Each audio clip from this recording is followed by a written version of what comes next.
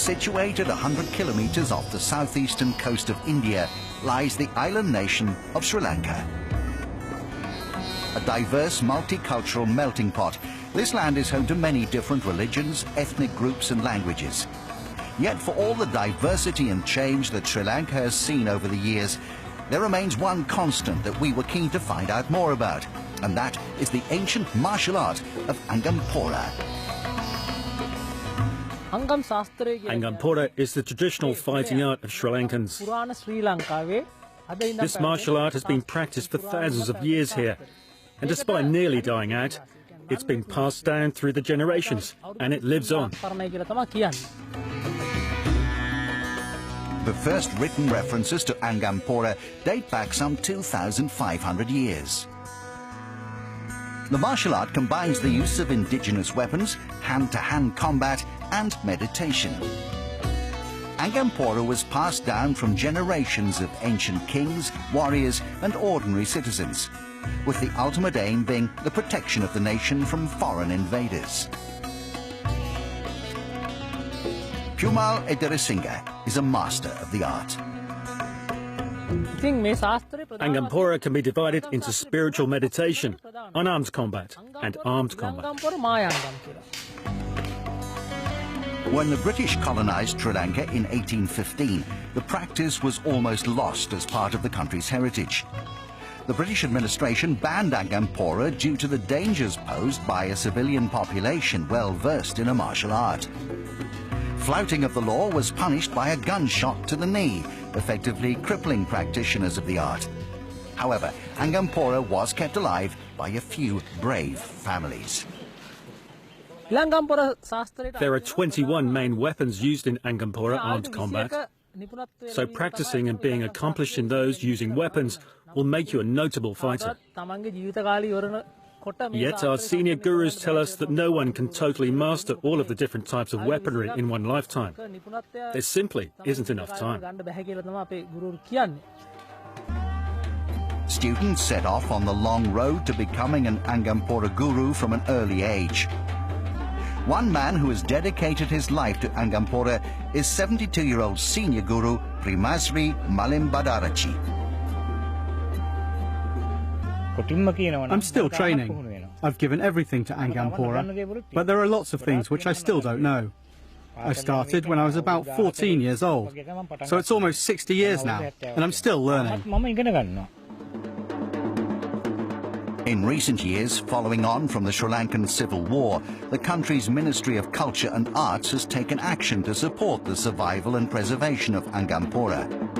Many exhibitions are now staged across the nation with the aim of increasing public awareness of and fueling interest in this martial art. There are a lot of young people who actually find out about Angampora through social media. They want to learn it, and we believe that if you want to practice it and you are committed to it, then you will do well. Women have long participated in Angampora, even though they haven't always been welcomed. One of today's leading female exponents of the art is Nilmini Amarasinga. I started learning about Angampora from quite a young age. I was around 10 years old or so. Growing up, it had always interested me, and I really wanted to learn it because I had an uncle who practiced it. It looked so interesting and challenging. But as I wanted to learn more about Angampora, the master who taught my uncle refused to teach me because I'm a girl. After that, I was searching for someone to learn from. Unfortunately for me, things turned out well as I met Master Pumal. It's not only people from Sri Lanka who are becoming more and more interested in this martial art. Angampora has recently opened its doors to international students who are interested in grasping the ideals and techniques practiced. Christoph Hoffmann, who hails from Germany, has spent the last 5 years traveling the world studying various martial art disciplines. I think here, with Angampora, the spiritual side still plays an important role, which was a big reason for me to come here. I wanted to see something which is more pristine compared to all the martial arts, which are already largely focused on competition. I think here it is much more about tradition, of unifying the spiritual with the body.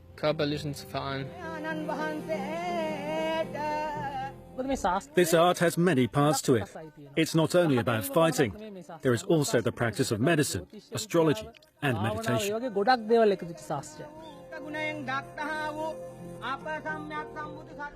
Every single Sinhala martial art is closely bound up with Buddhism, and this is no exception.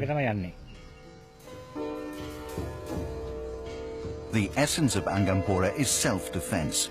The aim is to disarm an assailant rather than provoke aggression, in keeping with the Buddhist philosophy.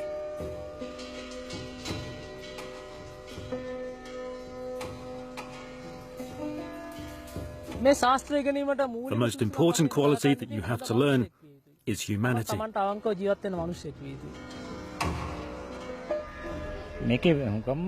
Mainly, we train how to be patient. In Angampora, we teach students that you don't go looking for a fight. Angampora can be divided into 4 different stages of study. A student has to be fully versed in one stage before they can advance to the next. Over the course of 3 years, students are taught by their gurus the ways of unarmed combat before moving on to advanced unarmed and armed combat techniques. Those techniques include grappling and strikes to the body's pressure points, which is known as Maru Kalawa, or the art of death. Considered the most advanced skill, it's practiced only by an elite few. Your technique is more important than your physical strength. How you move while fighting can determine the outcome. We call it Adi Marua. This allows you to block an attack very easily and throw a counter-punch back in seconds. In my opinion, the gripping and throwing techniques are very effective in this martial art, as are the attacks on pressure points, especially when it comes to self-defense. The punches and kicks that I see here are more effective than in many other martial arts. Perhaps the most important teaching of Angampora is that spiritual and physical strength go hand in hand. And in today's world, that's certainly resonating with the increasing numbers of people who are taking up this traditional Sri Lankan martial art. I would have to say that what I love most about Angampora is the life lessons I've learned from it. The feeling that I can do anything, and the strength to go forward with a firm backbone. Angampora has given me this, and so much more.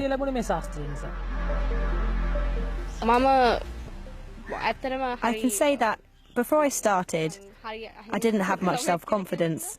But as I began practicing this art, my personality and confidence grew. Angampora has taught me that I can handle any bad situation which I find myself facing, and I can look after myself. It's not just physical toughness I have learnt. I was struggling mentally as well. But the teachings of Angampora have helped me to overcome my fears and be stronger.